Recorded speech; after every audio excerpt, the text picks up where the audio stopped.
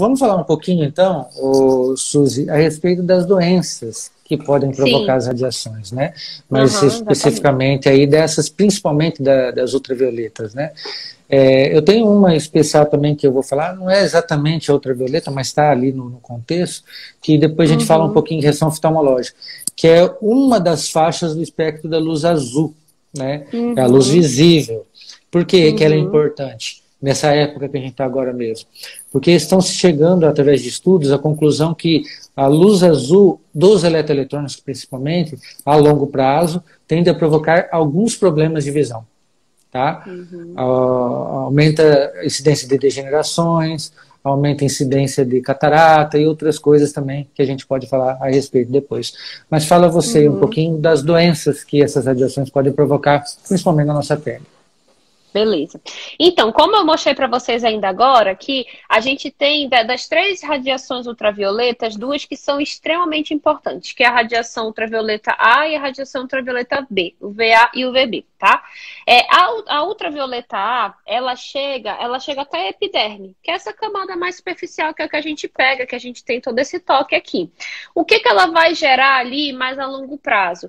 A gente até brinca que tem uma mnemônica fácil, que é o VA, esse A de aging, né? Ou seja, envelhecimento. É ela que a exposição a longo prazo vai causando rugas, manchas, aquela degeneração realmente da pele, aquela pele envelhecida, ou seja, é uma pele que recebeu muita radiação.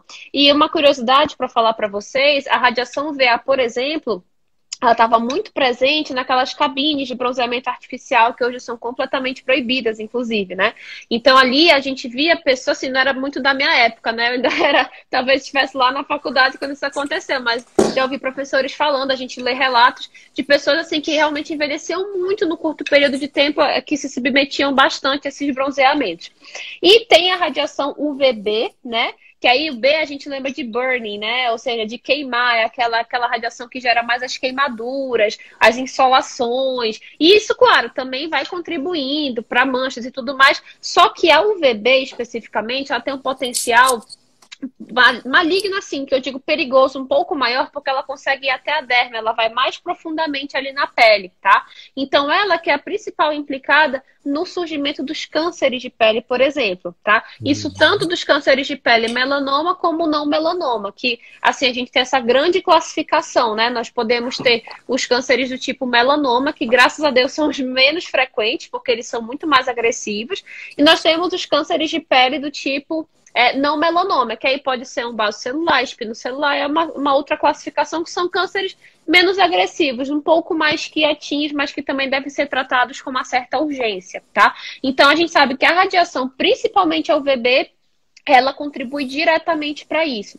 Os protetores solares que a gente tem no mercado, já adiantando só uma situação para vocês entenderem, aquilo que vocês observam na embalagem, FPS, fator de proteção solar, aquilo ali é medido para proteção da radiação UVB, tá? Que é justamente a que tem esse potencial de queimar, como eu expliquei para vocês.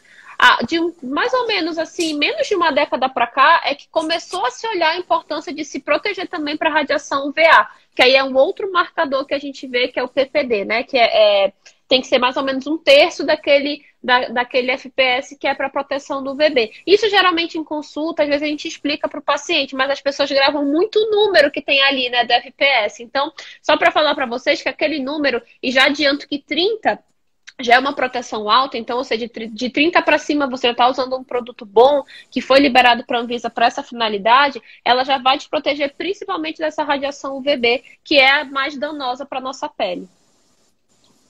É isso aí. Aí, se você quiser falar um pouco das radiações ultravioletas, depois eu falo da luz visível também. Bacana. Só da questão ainda da ultravioleta ali, né? Tem essa questão que você falou dos protetores, né? E esses protetores, eles estão relacionados também ao tempo de uso. O número, não, na verdade, não, né? Ao tempo de uso dele, por exemplo, quanto tempo tem que ser aplicado? Tem. Boa pergunta. Isso é muito interessante, porque eu sempre... Sabe o que tem acontecido comigo? Eu só não sei se você contigo também. Olha, obrigada, Alessandro. O Alessandro está parabenizando a gente pela live aqui. O que acontece? Assim, tem muitas coisas, principalmente numa consulta de primeira vez, que é tanta informação para passar para o paciente, que eu digo assim, olha, eu dou aquela prescrição, principalmente muitos, quando nem tem protetor solar, eu digo, olha, agora você vai entrar na tarefa de casa no meu Instagram, que lá tem vídeo ensinando como aplicar, a forma de aplicar, isso é bem legal, porque aí ele já me segue e já começa a aprender cada vez mais. Mas respondendo a sua pergunta, respondendo a sua pergunta, então, os protetores solares, isso já entra muito numa celema também que os pacientes perguntam de marcas e tudo mais. Basicamente, assim, os que são comercializados no Brasil, eles passaram por aprovação da Anvisa, né? Então, assim, protetor solar já são realmente ali cosméticos, né, de categoria 1 para 2. Assim, na verdade, a maioria já é de categoria 1, que causa essa proteção. Então, o que acontece? Apesar de melhor que seja, o FPS pode ser 99, 100, que até é difícil a gente ver por aqui, mas eles têm que ser reaplicados. Por quê? Geralmente, quando a gente coloca alguma coisa na pele, é imediatamente absorvido. Eu digo que a pele é como se fosse uma esponja, né?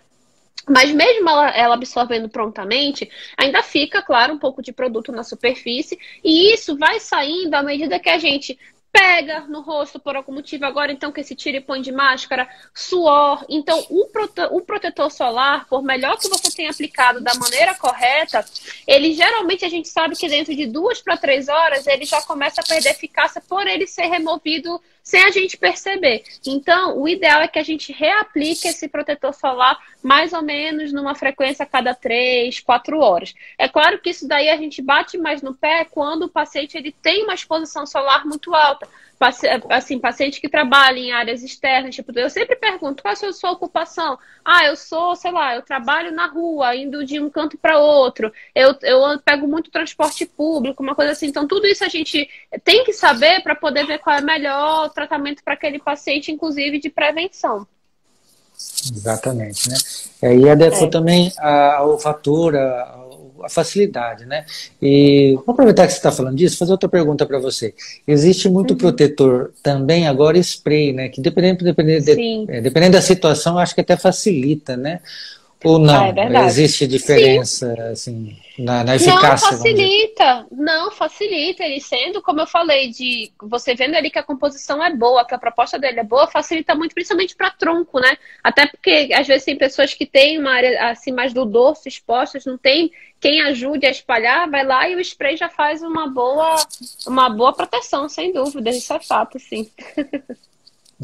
Lembrei agora você falando, né, de um projeto que a gente fez na Federal, que a gente fez triagem de atendimento das pessoas e tudo, né, de gente bem simples, assim, né, bem com pouca informação, né, mas quanto foi gratificante poder estar atendendo esse pessoal, porque a gente conseguiu descobrir ali, diagnosticar várias coisas bem sérias, né, e naquela época, pelo menos o que os professores me falavam é que os cânceres de pele, né, eles eram os principais, né, cânceres do homem e da mulher, no caso. Isso mudou? Sim, pelo INCA, o Instituto Nacional... você quer saber da prevalência, né? Do quanto isso ainda comete? Então, de acordo com o INCA, o Instituto Nacional do Câncer, que eu saiba, Wilson, eu não vou te dar essa informação assim de quantos anos para cá, mas assim, eu nunca vi o ranking mudar, tá? Os cânceres mais prevalentes no Brasil são os de cânceres de pele não melanoma, que aí entram esses, os vasos celulares, os espinos celulares, aí depois disso vem pulmão, próstata, né, para homem, aí mama, colo de útero, de acordo com a região do Brasil, mas os cânceres de pele, sem dúvida, eles são imbatíveis, são os que a gente diagnostica quase que diariamente, sim. A boa notícia para muitos que às vezes possam estar ouvindo e com medo disso, é que, como eu falei, a maioria, eles são cânceres assim mais localizados, o potencial de metástase é muito pequeno, então a cirurgia por si só, que a gente muitas vezes faz até em consultório, porque ela é de menor porte, é curativa, e aí o paciente só fica fazendo acompanhamento. Hoje mesmo fiz cirurgia de câncer de pele, atendi retorno com biópsia de câncer de pele, então é uma realidade pra gente. Maravilha.